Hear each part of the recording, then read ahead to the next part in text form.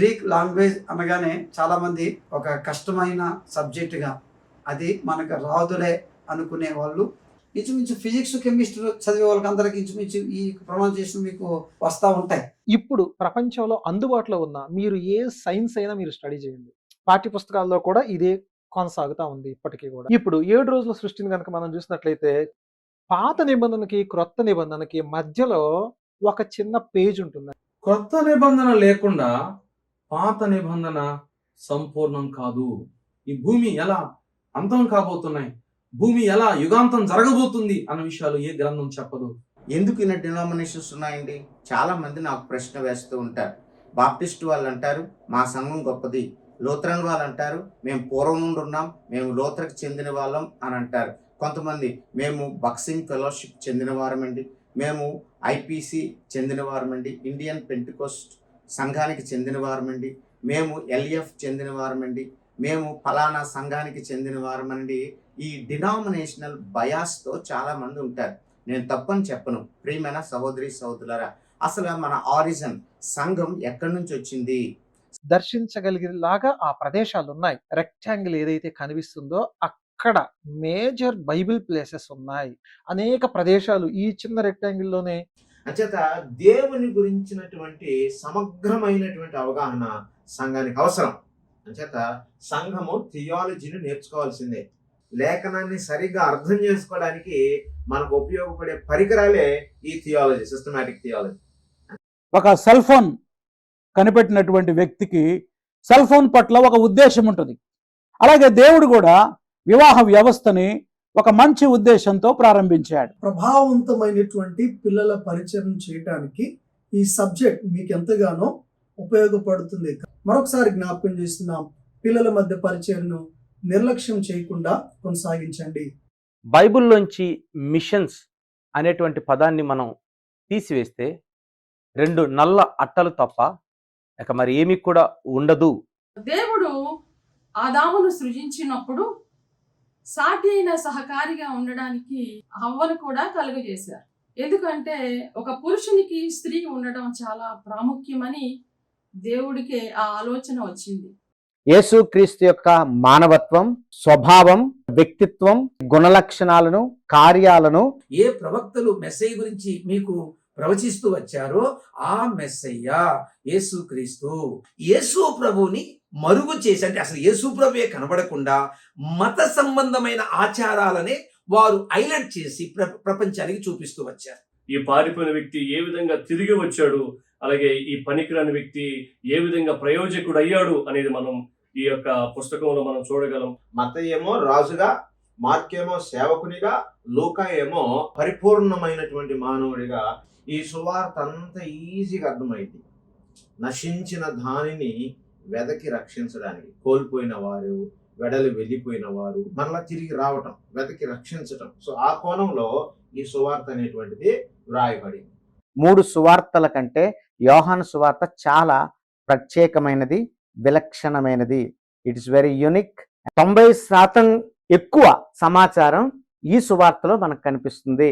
పరిశుద్ధాత్మ శక్తి ద్వారా చేయగలిగారు. అందుకే ఇవి పరిశుద్ధాత్మ దేవుని ద్వారా అపోస్తలులు జరిగించిన కార్యముల గ్రంథం ఇది.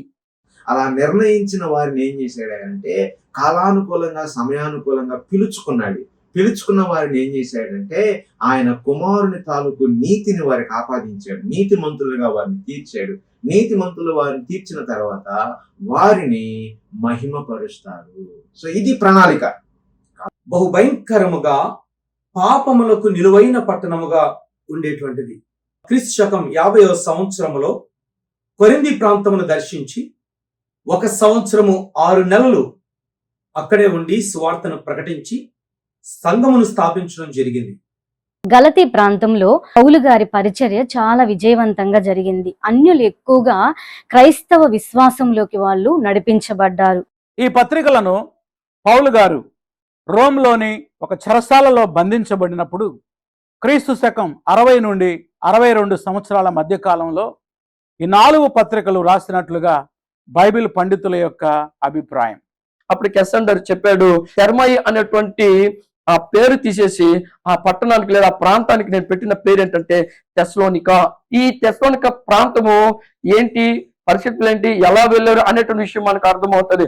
అపోస్తలుడైన పౌలు అక్కడికి ఎందుకు వెళ్ళాడు, ఇది తెలుసుకుంటే కానీ తెస్సలోని పత్రిక మనకు అర్థం కాదంటే ఖచ్చితంగా అర్థం కాదు. సంఘానికి ఈ రోజు కావాల్సింది ప్రీచింగ్ కాదు, టీచింగ్స్. బోధన కావాలి, బోధ కావాలి, ఎక్స్పోజిటరీ ప్రీచింగ్ కావాలి, వచనం వెంబడి వచనం ధ్యానం చేయాలి. ఈ హెబ్రీలకు రాసిన పత్రిక మనకి ప్రభు అయినటువంటి యేసుక్రీస్తు వారికి ఏ క్రమంలో యాజకత్వం అప్పగించబడింది అనేటటువంటి విషయాలను అయితే ఇక్కడ ఒక మాట రాయబడి ఉంది. అదేంటంటే ఒకరినొకడు హెచ్చరించుకోవాలి.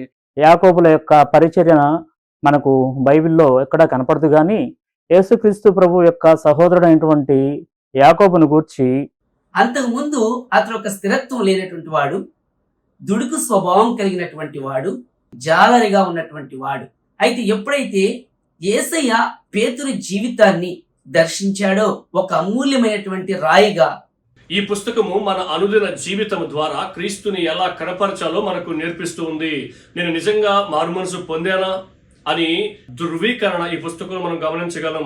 నన్ను వెంటాడే అలవాటు నుండి నేను ఎలా విజయాన్ని సాధించాలి అన్న అంశాన్ని మనం ఈ పుస్తకంలో ధ్యానించగలం. సులభ పద్ధతిలో క్రైస్తవ్యాన్ని ఎలా వివరించాలి అన్న అంశాన్ని పాత నిబంధనలో ఉన్నటువంటి విషయాలను ఎత్తి చూపిస్తూ నేటి సంఘం పాడవకూడదు, తప్పుడు బోధలోకి వెళ్ళకూడదు అని చెప్పాడు.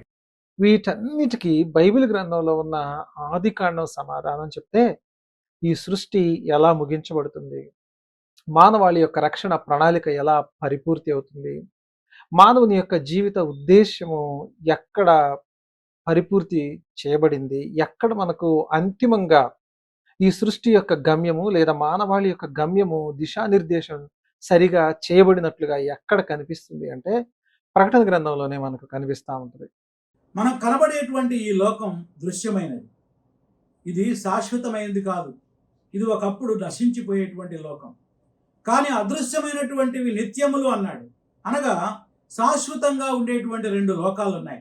అవే ఒకటి పరలోకము, రెండవది నరకం. మెటానోయిమా అనే మాటకు అర్థం ఏంటంటే మారు మనస్సు, ఆలోచనలో మార్పు, మనస్సులో మార్పు, రెపెంటెన్స్ పశ్చాత్తాపం అని అర్థం. దేవుని సువార్తను యోనా ద్వారా విని 40 దినాల్లో ఈ పట్టణాన్ని నాశనం చేస్తానని దేవుడు చెప్పినప్పుడు ఆ మాట విని వారు పశ్చాత్తాపడ్డారు, తమ చెడు నడతల్ని మానుకున్నారు. అందుకే దేవుడు వారిని రక్షించాడు. ప్రతి కుటుంబం, ప్రతి వ్యక్తి ఆధ్యాత్మిక ఐశ్వర్యం కలిగి ఉండాలంటే ప్రార్థన యొక్క ప్రాముఖ్యత, ప్రార్థన యొక్క అవసరతను గుర్తెరగాలి. ప్రార్థన అనే విషయం మీద చాలా మంది అనుకునే అభిప్రాయం ఏంటంటే బెగ్ చేసుకోవడం, అంటే అడుక్కోవడం. సో అది రాంగ్ ఇంటర్ప్రిటేషన్. ప్రార్థన అనే మాటకు ఒరిజినల్ మీనింగ్ ఏంటంటే నిత్య జీవమునకు కర్త అయిన యేసుక్రీస్తును కలిగి జీవించుటయే ప్రార్థన అనే మాటలో ఉన్న అంతరార్థం.